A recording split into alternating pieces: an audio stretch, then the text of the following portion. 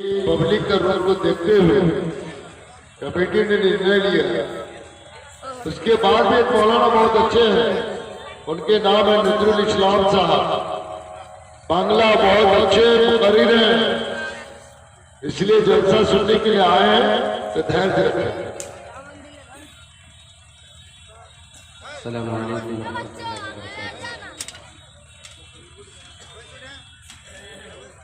अल्हम्दुलिल्लाह नहमदुहु व नस्तईनुहु व नस्तगफिरुह व नऊज़ु बिल्लाहि मिन शुरूरि अनफुसिना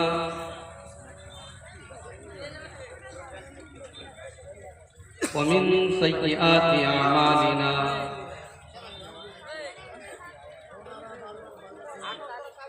मन यहदिहिल्लाहु फला मुदिल्ल लहु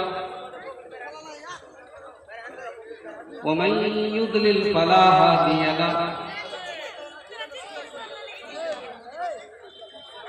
व अशहदु अन ला इलाहा इल्लल्लाह वहदहु ला शरीक लहु व अशहदु अन्न मुहम्मदन अब्दुहु व रसूलुहु। या अय्युहल्लज़ीना आमनुत्तक़ुल्लाहा हक़्क़ तुक़ातिही व ला तमूतुन्ना इल्ला व अंतुम मुस्लिमून। या अय्युहन्नासुत्तक़ू रब्बकुमुल्लज़ी ख़लक़कुम मिन नफ़्सिन वाहिदा व ख़लक़ मिन्हा ज़ौजहा व बत्थ मिन्हुमा रिजालन कसीरन व निसाअ वत्तक़ुल्लाहल्लज़ी तसाअलून बिही वल अरहाम इन्नल्लाहा काना अलैकुम रक़ीबा।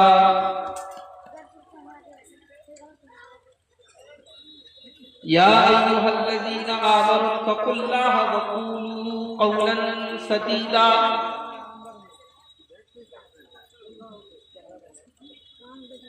युस्लिह लकुम अअमालकुम व यग़फिर लकुम ज़ुनूबकुम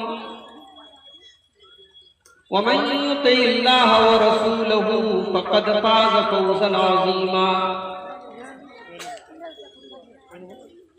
अम्मा बाद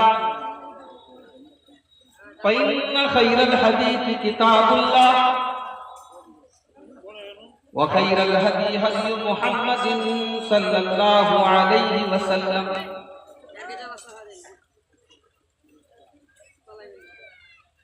व शर्रुल उमूरि मुहदसातुहा व कुल्लु मुहदसतिन बिदअह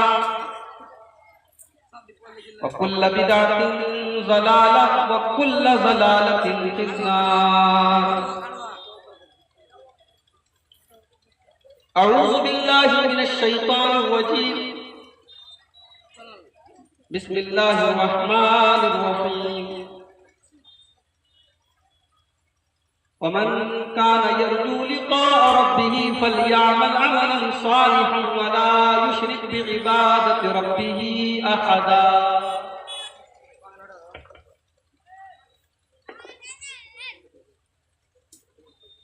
स्टेज के ऊपर मौजूद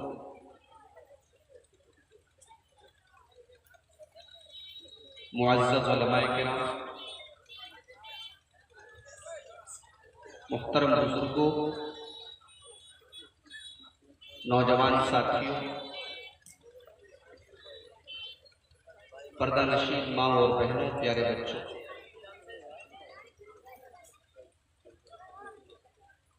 आपके इस गांव में मैं पहली बार आज नहीं आया। जहां तक मेरी याददाश्त काम कर रही है, ये मेरा आपके गांव में हसनगंज में तीसरा प्रोग्राम। इसी गांव में मौलाना शफीक अहमद सलफी साहब हमारे जामिया सल्फिया के क्लास फेलो रहे हैं, उन्हीं के जरिए सबसे पहले मैं आया था और यहाँ आपके हरदिल अजीज मुखिया जनाब मोहम्मद उस्मान साहब वगैरह ने भी बड़ी मोहब्बतों से नवाजा। बीच में 3-4 साल में नहीं आया, और इस साल जबकि मैं बनारस में एक मदरसे में गवर्नमेंट टीचर हो चुका हूं और आपके इस इलाके में बहुत कम टाइम दे पा रहा हूं, समझिए कि 1-2 प्रोग्राम मैंने दिए हैं, उसमें से आज आपके गांव का ये प्रोग्राम। आज 12 रबीउल अव्वल की तारीख थी, मगरिब के बाद कैलेंडर बदल गया, इस्लामी कैलेंडर अब तो 13 रबीउल अव्वल हो गई। आज सुबह जब मैं कटिहार से आपके गांव में आ रहा था तो रास्ते में जुलूस निकल रहे, ईद मिलादुन नबी की खुशियां मनाई जा रही है, बाकायदा डीजे के साउंड के साथ और म्यूजिक के साथ अल्लाह के प्यारे नबी सल्लल्लाहु अलैहि वसल्लम की पैदाइश की खुशी मनाई। और मेरे पास एक मोबाइल पर वीडियो आया था, उसमें तो यहां तक देखने को मिला कि ईद मिलादुन नबी के जश्न में लड़कियां नाच रही, डांस हो रहा। एक और वीडियो आया था, उसमें बड़े बड़े उलमाए किराम बैठकर एक बहुत बड़ी सी केक है और उस केक के ऊपर अल्लाह के प्यारे नबी का नाम लिखा हुआ है और उस केक को काटकर अल्लाह के नबी की पैदाइश का जश्न मना रहे हैं, अल्लाह के नबी का बर्थडे मना रहे हैं। ये तमाम चीजें जब हम देखते हैं मेरे प्यारे भाई तो दिल को एक तकलीफ होती है, दिल में एक चीज पैदा होती है, दर्द पैदा होता है कि ये कौन सा इस्लाम है, ये कौन सा दीन है, ये कौन सी शरीयत है। अल्लाह का वो नबी जिसने बांसुरी की आवाज को भी शैतान की आवाज करार दिया था, अल्लाह के नबी ने अपनी पूरी जिंदगी में कभी बांसुरी की आवाज को भी नहीं सुना। आज उस नबी की पैदाइश के जश्न के नाम पर, ईद मिलादुन नबी के नाम पर आज गाने बजाए जा रहे हैं, म्यूजिक बजाया जा रहा है, ढोल बजाए जा रहे हैं, डीजे बजाए जा रहे हैं। वो नबी जिसने हमें और आपको यहूद और नसारा की नकल करने से मना किया है और आपने यहां तक फरमाया है मन तशब्बह बिकौमिन फहुवा मिनहु, जो किसी कौम की नकल करेगा, जो यहूद और नसारा की नकल करेगा, जो दूसरी कौमों के तरीके पर चलेगा, वो उन्हीं में से माना जाएगा, वो कयामत के दिन उन्हीं में से उठाया जाएगा। आज उसी नबी का कलमा पढ़ने वाले, उसी नबी का नाम लेकर, उसी नबी की मोहब्बत के नाम पर आज उसी नबी की पैदाइश के जश्न के नाम पर गैरों का तरीका अपना रहे हैं, केक काटे जा रहे हैं, बड़े बड़े प्रोग्राम हो रहे हैं, नाच गाने हो रहे हैं, लड़कियों का मर्दों औरतों का इख्तिलाफ हो रहा है। ये तमाम चीजें जब हम मेरे भाइयों देखते हैं तो एक सवाल पैदा होता है कि असल दीन है क्या, ओरिजिनल दीन क्या है। तो आज की मेरी तकरीर का टॉपिक यही है कि ओरिजिनल दीन क्या है। इससे पहले कि अपनी तकरीर शुरू करूं, मेरी आप सबसे गुजारिश है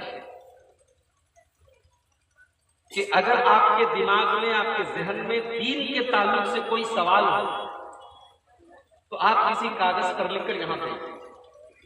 माए बहनें भी अगर उनके जहन में, दिमाग में कोई सवाल है, किसी बच्चे के जरिए भिजवा दें।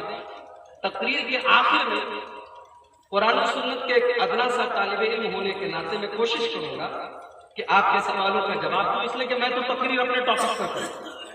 आपके बहुत सारे ऐसे सवाल होते हैं जिसका जवाब आपको चाहिए है, और आप जवाब की तलाश में हैं तो मैं कोशिश करूंगा कि आखिर के 10 मिनट में मैं आपके सवालों का इंशाअल्लाह। तो ओरिजिनल दीन क्या है, असल दीन क्या है, इस सवाल का जवाब अगर आपको चाहिए तो कुरान करीम के अंदर एक सूरत है, सूरतुल कहफ। और आप जानते हैं आज बुध का दिन है,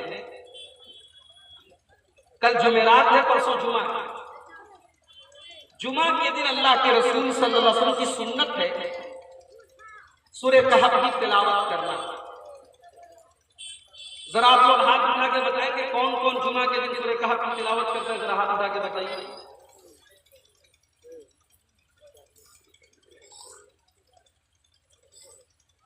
अल्लाह, इतना बड़ा मजमा है और मुझे चंद हाथ नजर आ रहे हैं और हम सब अल्हम्दुलिल्लाह अहले हदीस हैं, कुरान और हदीस पर चलते हैं। शर्म से चुल्लू भर पानी में डूब मरना चाहिए। अरे अहले हदीस वो होता है जो रसूल की एक एक हदीस को अपने सीने से लगाता है, जो रसूल की एक एक अदा पर अमल करने की कोशिश करता है। अरे मेरे भाइयों, जुमा के दिन 15 मिनट का टाइम लगेगा, 20 मिनट का टाइम लगेगा, कुरान खोलो और सूरह कहफ की तिलावत। फायदा क्या होगा? बगैर फायदे के तो हम लोग कोई काम करते भी नहीं, फायदा पहले बताओ। अल्लाह के नबी फरमाते जो जुमा के दिन सूरह कहफ की तिलावत करेगा अगले जुमा तक के लिए अल्लाह तबारक व तआला की तरफ से एक रोशनी उसको दे दी जाएगी। उसकी रोजी रोटी में, उसके कारोबार में, उसके बाल बच्चों में अल्लाह तबारक व तआला की तरफ से बरकत होगी। मेरे प्यारे भाइयों, 15 मिनट आपको निकालना है, 20 मिनट आपको निकालना है, जुमा के दिन सूरह कहफ की तिलावत करनी है। इतना बड़ा इनाम मिल रहा है, एक हफ्ते तक आपके कारोबार में बरकत होगी, आपके चेहरे पर रोशनी होगा, आपके चेहरे पर ईमान की लाइट होगी। अगर आप सूरह कहफ की तिलावत करेंगे, सूरह कहफ की बिल्कुल आखिरी आयत आप अगर उठा कर देखेंगे, उस आयत के अंदर अल्लाह तबारक व तआला ने बता दिया है कि ओरिजिनल दीन क्या है, असल दीन क्या है।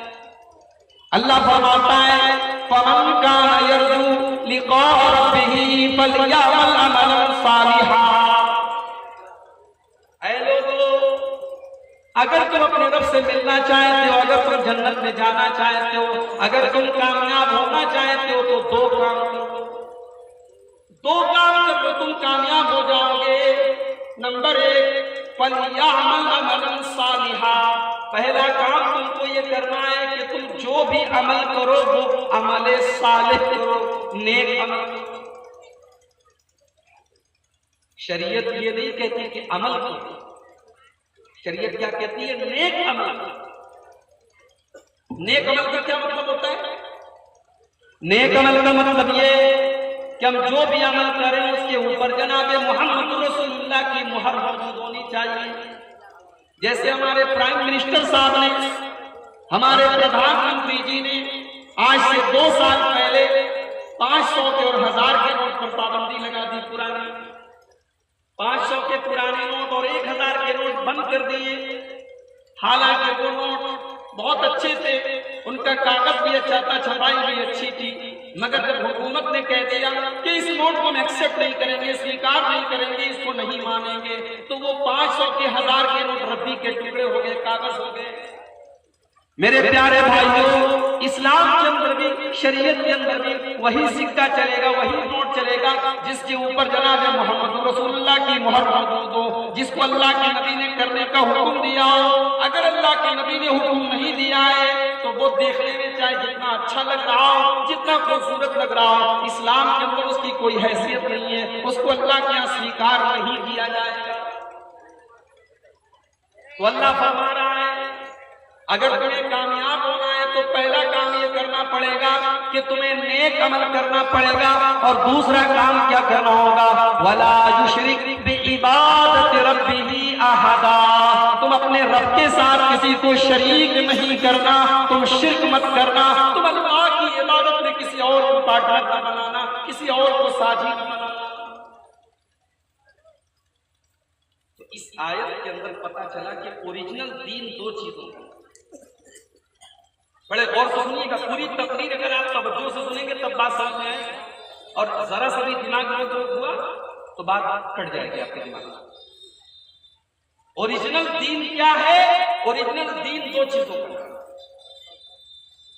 नंबर 1, इबादत किसकी? जवाब इबादत अल्लाह की। दूसरी चीज इबादत कैसी? जवाब इबादत मोहम्मद रसूलुल्लाह के जैसे। मेरे प्यारे भाइयों, इन्हीं दो चीजों का नाम इस्लाम है, इन्हीं दो चीजों का नाम दीन है। इबादत कैसी? जवाब है ला इलाहा इल्लल्लाह। इबादत सिर्फ और सिर्फ अल्लाह की। इसीलिए जब मुसलमान 5 टाइम की नमाज पढ़ता है तो 5 टाइम की नमाज में कम से कम 17 बार अल्लाह के सामने ये एग्रीमेंट करता है, ये प्रतिज्ञा करता है, ये वादा करता है, इय्याका नअबुदु व इय्याका नस्तईन। ऐ अल्लाह, हम तेरी ही उपासना करते, तेरी ही इबादत करते और तेरे ही आगे हम अपना सर झुकाते हैं। इस्लाम इसी का नाम है। इबादत किसकी? इबादत सिर्फ और सिर्फ अल्लाह की। और आपको जानकर हैरत होगी, हमारे हिंदू भाइयों के यहाँ भी यही सारी मौजूद है। ये अलग बात है कि उनके पंडितों ने, उनके जानकार लोगों ने, उनके धर्म शास्त्रों के जो जानकार है, जो पंडित लोग हैं, उन्होंने उनको गुमराह कर दिया। वरना तौहीद तो हमारे हिंदू भाइयों की किताबों के अंदर भी मौजूद। ऋग्वेद में कहा गया न तस्य प्रतिमा अस्ति यस्य महात् यशः। उसकी कोई प्रतिमा नहीं, कोई मूर्ति नहीं, वो एक है, अकेला है, उसका नाम बहुत इज्जत वाला, उसका नाम बहुत बड़ा है। हम भी यही कहते हैं ला इलाहा इल्लल्लाह, अल्लाह के अलावा कोई माबूद नहीं। हम भी यही कहते हैं लहुल अस्माउल हुस्ना, उसके बड़े प्यारे प्यारे नाम हैं। तौहीद तो उनके यहाँ भी। तो इबादत किसकी? इबादत सिर्फ और सिर्फ अल्लाह। एक सद्दाम नाम का लड़का चुन्नी घाट का है, खो गया है। इसे नजर आए या खोता हुआ बच्चा नजर आए, इससे नाम पूछा जाए, सद्दाम नाम का लड़का जो चुन्नी घाट का है, स्टेज पर पहुंचा दिया जाए तो बेहतर होगा। सद्दाम नाम का लड़का चुन्नी घाट का। मेरे प्यारे भाइयों, इस्लाम का ये पहला हिस्सा है। इस्लाम दो चीजों का नाम है, ला इलाहा इल्लल्लाह मुहम्मदुर रसूलुल्लाह। ला इलाहा इल्लल्लाह बता रहा है इबादत किसकी करेंगे? जवाब है इबादत सिर्फ और सिर्फ अल्लाह की करेंगे। और मुहम्मदुर रसूलुल्लाह ये बता रहा है कि इबादत अगर हम करेंगे तो उसी तरीके के मुताबिक करेंगे जो तरीका जनाब मोहम्मद रसूलुल्लाह सल्लल्लाहु अलैहि वसल्लम ने बताया है। अपनी मनमानी नहीं करेंगे, अपने बाप दादा के तरीके पर नहीं चलेंगे, अपने मौलवियों के बताए हुए तरीके पर नहीं चलेंगे। इन्हीं दो चीजों का नाम इस्लाम। अब ये 12 रबीउल अव्वल को ईद मिलादुन नबी मनाने वाले हमें जवाब देते, हाँ फतवा हमारे ऊपर लगाना हो तो लगा देना कि ये लोग गुस्ताख हैं, ये लोग नबी को नहीं मानते, ये लोग नबी से मोहब्बत नहीं करते। फतवा लगाना बड़ा आसान काम है, मगर मेरे प्यारे भाइयों, अगर ईद मिलादुन नबी मनाने का नाम मोहब्बत है, अगर नबी के नाम पर जुलूस निकालना मोहब्बत है, अगर लड़कियों का नाचना मोहब्बत है, अगर डीजे बजाना मोहब्बत है, अगर म्यूजिक बजाना मोहब्बत है, तो अबू बकर ने क्यों नहीं मनाया? उमर फारूक ने क्यों नहीं मनाया? उस्मान गनी ने क्यों नहीं मनाया? अली मुर्तजा ने क्यों नहीं मनाया? हसन हुसैन ने क्यों नहीं मनाया? नबी के सहाबा ने क्यों नहीं मनाया? अबू बकर तो है जब अल्लाह के नबी हिजरत पर जा रहे हैं, गारे सौर के अंदर अल्लाह के रसूल से कहते हैं अल्लाह के नबी रुक जाइए, मैं पहले गार की सफाई कर लूंगा, उसके बाद आप अंदर आएंगे। हजरत अबू बकर अंदर जाते हैं, पूरे गार की सफाई करते हैं। और आज भी आप सऊदी अरब के अंदर अगर चले जाएं उम्रा करने के लिए, हज करने के लिए, आज भी सऊदी अरब में वो गार मौजूद है, बहुत ऊंचाई पर है, कमजोर आदमी, बूढ़ा आदमी वहां बहुत मुश्किल से जा सकता है। उस गार के आज भी उस गार के निशानात मौजूद है। हजरत अबू बकर गार के अंदर जाते हैं, सारे द्वार की सफाई करते हैं, सारे सुराखों को बंद करते हैं, एक सुराख रह जाता है। हजरत अबू बकर सिद्दीक रज़ी अल्लाह तआला अपने पैर के अंगूठे से उस सुराख को बंद कर देते हैं। अपने पैर का अंगूठा उस सुराख में लगा देते हैं और कहते हैं अल्लाह के नबी अब आप आ जाइए, आप आराम करिए। अल्लाह के नबी कई दिन से थके हुए हैं, कई दिनों की थकावट है। अल्लाह के नबी हजरत अबू बकर सिद्दीक के पैरों के ऊपर सर रखकर सो जाते हैं, नींद आ जाती है।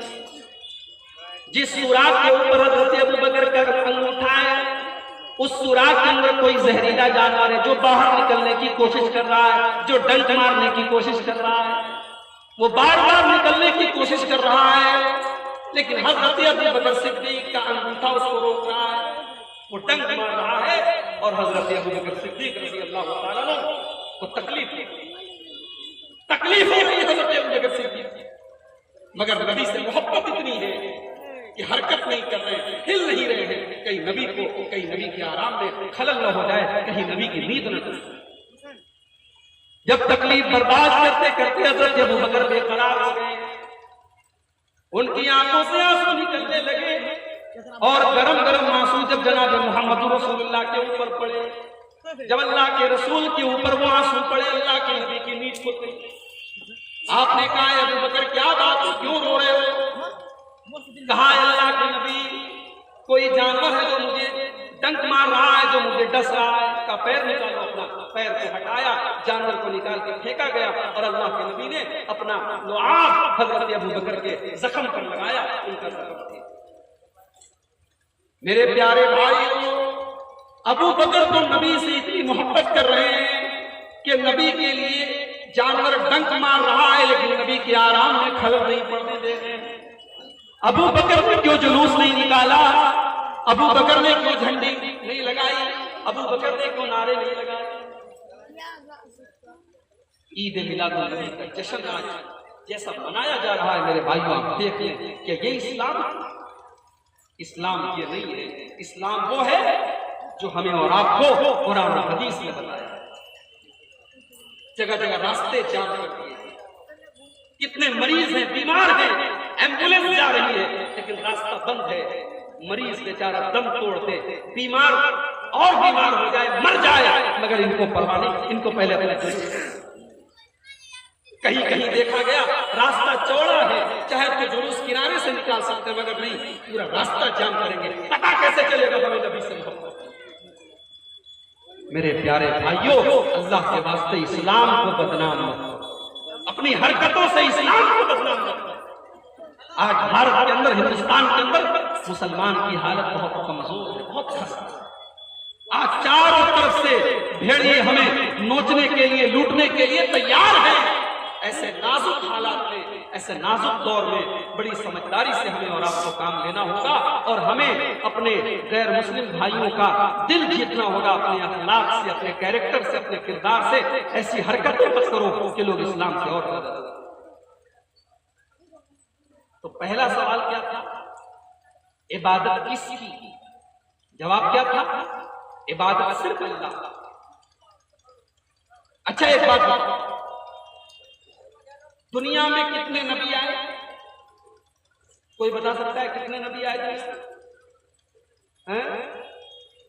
1,24,000। एक साहब ने पीछे जवाब दिया 1,24,000। एक हदीस है 1,24,000 की, लेकिन वो हदीस सही नहीं है। इसीलिए उलमा कहते हैं कि 1,24,000 की गिनती ये कन्फर्म नहीं है, नबियों की तादाद मालूम नहीं है। बहुत सारे नबी दुनिया में आए। सवाल ये पैदा होता है कि दुनिया में इतने सारे नबी क्यों आए? पहले मैं एक मंत्र पढ़ूंगा, उसके बाद कुरान की आयत से बताता हूं कि दुनिया में इतने सारे नबी क्यों आए। हिंदू मजहब की किताब है श्रीमद् भगवत गीता। आप जानते हैं अदालत ने इसी किताब के ऊपर लोग हाथ रख के कसम खाते। श्रीमद् भगवत गीता के अंदर बताया गया कि दुनिया में नबी क्यों आए। यदा यदा हि धर्मस्य ग्लानिर्भवति भारत अभ्युत्थानमधर्मस्य तदात्मानं सृजाम्यहं परित्राणाय साधूनां विनाशाय च दुष्कृतां धर्म संस्थापनार्थाय संभवामि युगे युगे। गीता के अंदर कहा जा रहा है कि जब दुनिया में बुराई फैल जाए, जब दुनिया में अधर्म फैल जाए, तो दुनिया में अधर्म का नाश करने के लिए अल्लाह अपने नबियों को, अच्छे लोगों को बचाने के लिए और बुरे लोगों को विनाश करने के लिए, उनको खत्म करने के लिए अल्लाह तबारक व तआला दुनिया में रसूलों को। अब कुरान क्या कह रहा है? सूरह नहल की आयत उठाओ, अल्लाह फरमाता है वलक़द बअसना फी कुल्लि उम्मतिर रसूलन अन इब्दुल्लाह वज्तनिबुत तागूत। हमने दुनिया में जितने नबी भेजे, जितने रसूल भेजे, उनको यही पैगाम देकर भेजा कि अल्लाह की इबादत करो और शिर्क से बचो, गैरुल्लाह की इबादत से बचो। पता ये चला कि सबसे बड़ा पाप, सबसे बड़ा गुनाह अल्लाह के साथ किसी को शरीक है। इसीलिए अल्लाह के नबी से पूछा गया, अय अल्लाह के नबी, अय्यु ज़म्बि आज़म इंदल्लाह, अय अल्लाह के रसूल, सबसे बड़ा पाप क्या है, सबसे बड़ा गुनाह क्या है? अल्लाह के नबी फरमाते हैं सबसे बड़ा गुनाह यह है अन तजअला लिल्लाहि निद्दन व हुवा खलक़। सबसे बड़ा गुनाह यह है कि तुम अल्लाह के साथ किसी को शरीक, तुम शिर्क करो, इससे बड़ा गुनाह।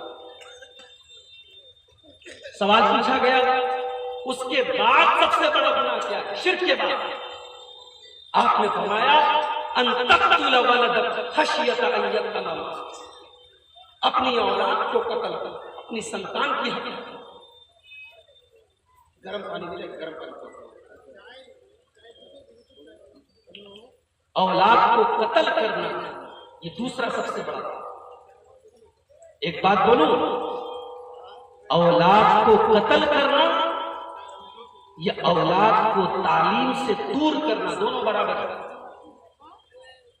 औलाद को अगर आदमी पढ़ाए ना, लिखाए ना, उसको नौकरी पे लगा दे, काम पे लगा दे, उसको मदरसा ना भेजे, उसको स्कूल ना भेजे, लिबर्टी वाला अच्छा है, लिबर्टी वाला अच्छा, इधर लेकर आओ थोड़ा, लिबर्टी तो ये भी औलाद को कत्ल करना। आज हमारे कितने भाई हैं अपने बच्चों को पढ़ाते नहीं, बच्चा 7 साल का हो गया, 6 साल का हो गया, उसको काम पे लगा, बच्चे को तालीम से दूर कर